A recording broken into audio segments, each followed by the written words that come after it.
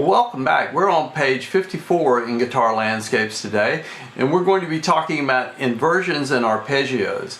That little piece of music that you heard opening up this video was basically me playing around with two different chords, C and D minor.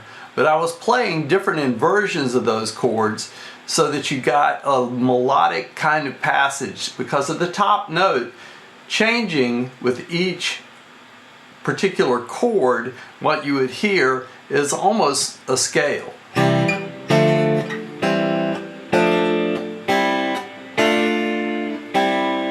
So the movement of those chords created a harmonized melody. Now with inversions, that's basically what is going on. As you play different inversions, you get a different note on top of the chord. Let's take a look at the C chord. Here's the traditional C chord that we all know and love. Here in the open position, it has C, E, G, and then C and E again in the chord. Now as I play that chord in sets of threes, I'm playing inversions of this chord. This first inversion is called the root position. So we have the root, the third, and the fifth. Now if I start on E and play up those notes, I get E, G, and C, which is called the first inversion, the third, the fifth, and the root. And then the last inversion is called a second inversion. That is the G, the C, and the E, which is the fifth, the root, and the third. So you can see it's got a little melody when I play those three chords that way. And it's harmonized below with the notes of the chords. Now, we could also play the notes of that chord, the C chord, one at a time. And that's called an arpeggio. When we're in a position, there are usually other notes that can fit within the arpeggio as well, not just the chords in the basic chord shape that we're strumming or picking one at a time. And that would be other E's and G's in this case, and C's if that were possible. But in this case, we're playing both of the C's. So here are the notes of the C chord in this position. E, G, C, E, G, C, E, G.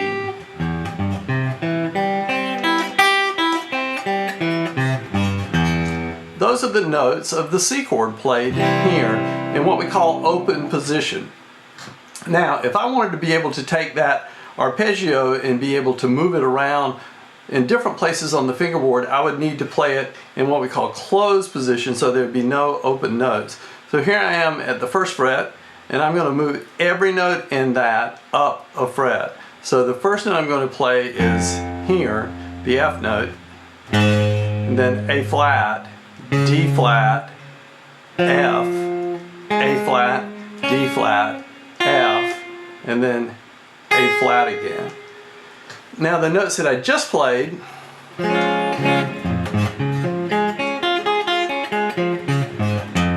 those are the notes of a D flat arpeggio or C sharp arpeggio. Now this is a movable form, so I could play this anywhere. But the most important thing I need to know is where are the roots. As I play that form again, I'm just going to tell you where the roots are. Root, root. So we had a root here and a root here. So those notes will define what the name of this arpeggio is. If I moved it up another fret, it would be a D major arpeggio. So there's my two D notes. I can move it up here, and now I can play an F arpeggio. These are F notes.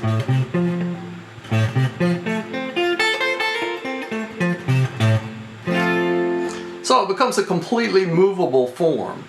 Now a good way to learn those is to practice them and play them one fret up at a time, and every time you move it up a fret, just say the name of the arpeggio. Now, we also need to know the minor arpeggios and the minor inversions. So let's take a look at the D minor chords. Here is a D, an F, and an A. Those are the three notes of a D minor chord. Now if I wanted to play a major chord, I would have had to play an F sharp. But this is a minor chord, so it has a flatted third. So it's root, flat third, fifth. Now the next inversion, which would be called the first inversion, would be that, which is the flatted third, the fifth, and the root. So there's the root position. Here's the first inversion, and then here's the second inversion. That is fifth, root, flat third.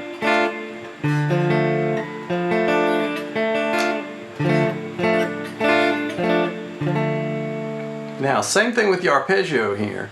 If I wanted to play an arpeggio, I'm going to play an F, an A, and then a D. F, A, and D. So there's my root. F, A, D. F is the flatted third, A is the fifth, and then there is the root, the D. And then D, F, A, root, flat third, fifth, and then flat third, fifth, root, and then fifth, root, flat third, fifth.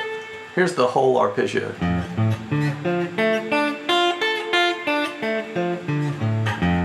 And of course that's in closed position, so I could move that anywhere. Let's say I wanted to play it for a G, then I would just find my G note on these two strings. There's D, E, F, G. So that's where my roots are going to fall.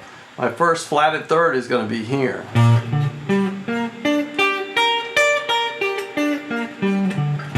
So it's a completely movable form. Now, as I was playing the song, what I was doing was I was switching between different inversions of the chords. So I went C to D minor, to C, to D minor, to C, to D minor. So just alternating between the two.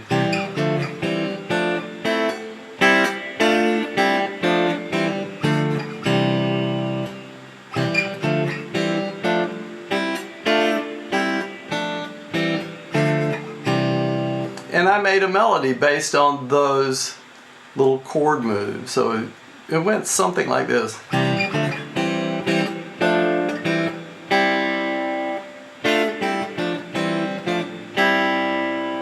And that's all just C and D minor, switching between the inversions.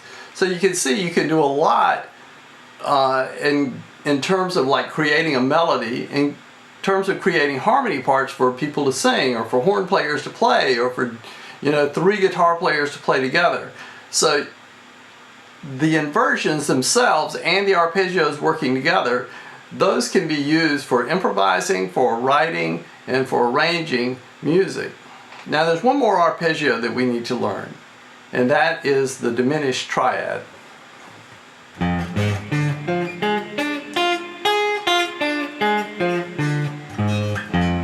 Now this one sounds a bit unusual because it's the root, the flatted third, and the flat fifth. And this arpeggio that I just played, I'm starting on the flatted third, flat fifth, and then the root, flat third, flat fifth, root, flat third, flat fifth.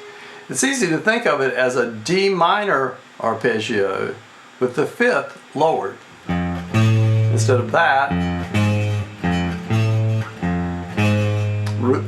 flatted third to flat five.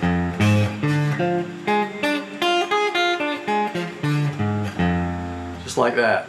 Now, here are the inversions of that. That would be D diminished, a diminished triad, not a diminished seventh chord, which we'll discuss later. Here's a D diminished first inversion, and then second inversion. They're a little awkward to play, particularly the first one because it's got quite a stretch in it. You may have a better luck fingering it this way, with your little finger, your third finger, and your first, or with your second. You just have to kind of decide which works best for you. But there you go. So there are the three main arpeggios that you need to know at this point: major, minor, and diminished. And you'll get probably a lot of use out of the major and the minor arpeggios. Maybe not quite so much out of the diminished triad arpeggio, but later on with the diminished seventh chord you'll get plenty of use out of that one. So hope you've enjoyed this. I'll continue to put on more information on the upcoming videos along the same line, and we're going to be building off of what we've already done. So it's good to have a handle on it. You don't have to have it down in all 12 keys to continue on, but I would encourage you to continue working on it in as many different keys as you can and apply it to songs that you know already. Thanks a lot for watching. There's more information at Guitar-Gps.com, so make sure you go there and check that out. And also you can purchase the book there as well, Guitar Landscapes. Thanks a lot, and we'll be back with another video real soon.